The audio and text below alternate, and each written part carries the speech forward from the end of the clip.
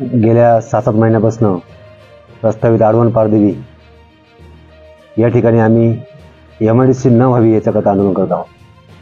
खरं तर आत्ताच माझे आमदार श्री पांडुरंगबाबा गांगड यांनी तालुक्याचा सर्व इतिहास मांडला। मुळात सांगायचं झालं तर या तालुक्याला जमीन शिल्लक राहिलेली नाही, तर शेतकरीच राहिला नाही तर शासन या कंपन्या खाणार आहे का? माझा हा शासनाचा सवाल आहे। दुसरा मुद्दा असा की आज देशामध्ये काय चाललेलं आहे, एकीकडे तिकडे सर्जिकल स्ट्राईक सारख्या प्रकार सिंधूर बचाव सारखा चाललेला आहे।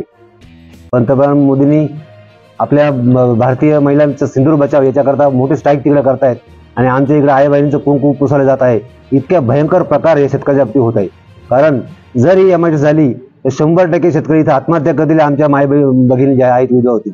आणि म्हणून शासनाने ही MIDC रद्द करण्यात यावी।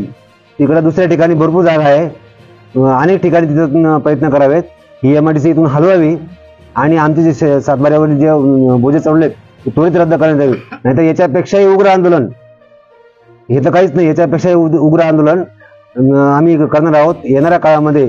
जर लवकरात लवकर हे झाले नाही, आमचा सातबारा जर कोरा झाला नाही तर आम्ही आत्मदहन सुद्धा करणार आहोत, याची शासनाने दखल घ्यावी।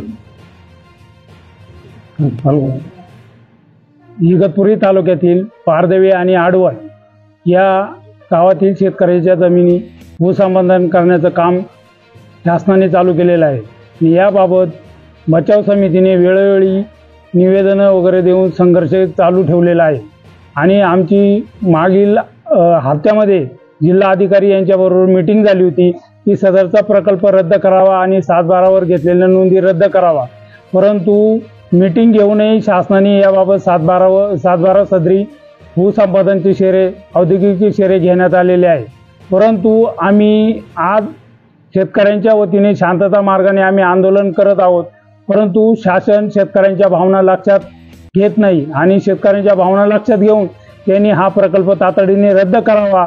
सदरचा प्रकल्प रद्द न केल्यास आम्ही शेतकऱ्याच्या वतीने संघर्ष खूप मोठं आंदोलन करू, जेलभरो आंदोलन करण्याची वेळ जरी आली तरी चालेल।